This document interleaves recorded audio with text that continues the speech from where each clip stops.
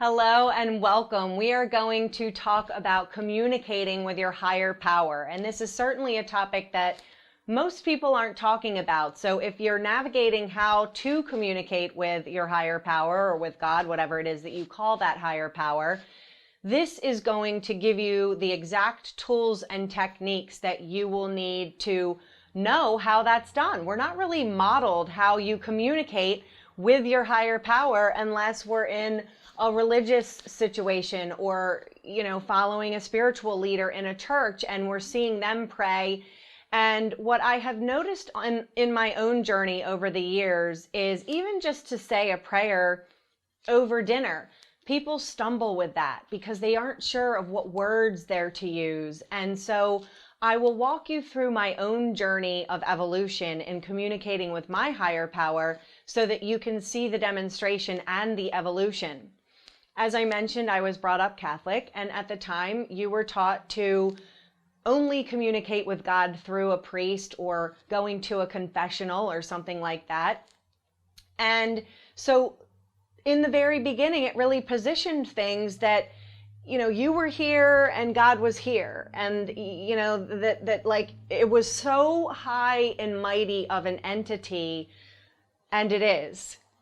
But the positioning at that point in my life was that I wasn't worthy, or I had to go through someone else to be able to have a direct contact and communication with the God that I was being taught about.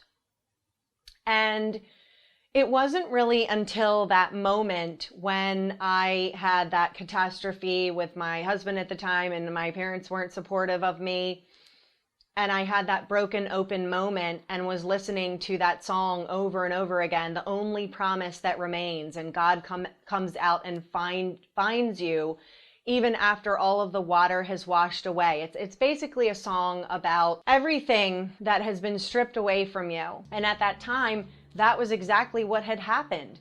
Everything that I knew to be true for me in my relationship was falling apart, and everything that I knew to be true for me as a woman was falling apart, and I really didn't know what to do. And so this song was speaking to me. In fact, there were a few other songs that I was listening to at the time. A word would pop into my head and I would immediately search for it in the way of a song. And I feel like music is very, very therapeutic, especially for me. And that was what was helping me at the time to learn new things and to listen new things. And I was listening to tons of different talking books and so on. And what I was learning was that God was coming out to get me because the water did wash away. But I didn't really know how to communicate at that time. Certainly I knew what prayer was, and I did pray, and I wasn't really praying on a level of which that I had this collaborative relationship with God or the universe or my higher power. And then I began to practice a modality called inner bonding. And in inner bonding, they talk about bringing in your spiritual connection, your connection to God. And that had me learning a lot more quickly about how to actually communicate and to connect with that part of me. And I was working with a woman at the time who had me even name this spiritual connection. And at the time it was Isabel. And so I would bring Isabel into when I was reconnecting with different parts of myself that weren't integrated and practicing inner bonding. And I would bring Isabel in and I would be able to communicate with her and also to communicate with God. But it was still pretty wonky at that time. And again, allowing yourself to really be where you are. Since there isn't the greatest model out there of how and when you communicate with your higher power, don't beat yourself up, because if there's no model for what it is, then how are you going to even begin to imagine what that looks like? Now, certainly there are stories in the Bible, and there is the example of Jesus and how he spoke to his Father in heaven, to God. And in other spiritual texts, I'm not as familiar with those, so I'll let you pick which one is relevant to you.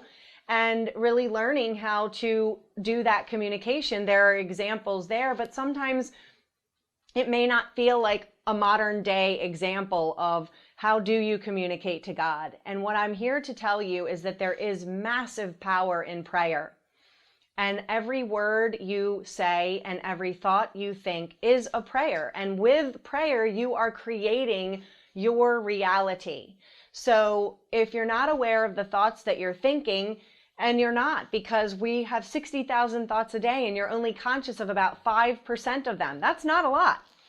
And then the words that you speak, are you using conscious language? Are you using the kind of language that you would want to bring forth and blow life into the dreams that you have, into the desires that you have? And when your faith is going in the direction towards fear, or you've got doubt that's coming up, then you're likely having thoughts and words that are fueling, calling life into the things that you're afraid of. So being in conscious communication with your higher power on a regular daily basis is one way to really strengthen this muscle and have it become much more natural to you, so that when something arises where you've got a conflict with a person, or things aren't showing up fast enough that you thought that they would, or you're in a financial conundrum or what have you, then you go to this knee-jerk reaction to sit and get quiet with God and to communicate, and also to go all throughout your day being conscious of the thoughts you're thinking and conscious of the words that you're speaking. So one of the fastest ways to become conscious of the words that you're speaking and the thoughts that you're thinking is listening to yourself when you're in your element, in your zone of perhaps even complaining, and you're on the phone with your coach, or you're on the phone with your friends. And then you start looking for patterns and you start writing them down. So if you had a situation occur and you got on the phone to talk about it with one person, and then you went and told another person, and then you went and told your spouse, or you went and told your family members or your friends, then you have a pattern. And the words that you use in these moments, like I should have, or I'm an idiot, or I can't believe I made this mistake, or whatever those words are, they are a direct indication of the thoughts that you're thinking. So you'll want to write them down, and you'll want to begin to eliminate them so you can begin changing the thoughts in your head. And you might even have a prayer of communication to your higher power that says, replace my doubt with faith. You might even pray for having faith where you feel like there is no faith. You might say, God, help me have faith in this moment. Restore my faith. Show me how to be more faithful. Bring the people into my life that will help me to cultivate more faith in myself, in you, in others, in my belief in the direction of what it is that I want to have happen. And you want to also be reading faith-based books. And I don't think that we take enough time to do that anymore. Every week, every day, I spend some time with cultivating even more faith in my life and returning to the truth that are in these spiritual texts that support me to have a strong muscle where when I do get knocked off, or a situation occurs, or I'm moving into doubt because there's an old conditioning there, that I can get myself back on track to be in the place of faith and saying, taking a stand and standing up and saying, I take a stand for this, and I am committed to this, and I see this vision, and I see this dream, and I am committed to putting all of my energy and all of my faith in that direction, and literally causing a psychological and a physiological reaction to when doubt arises.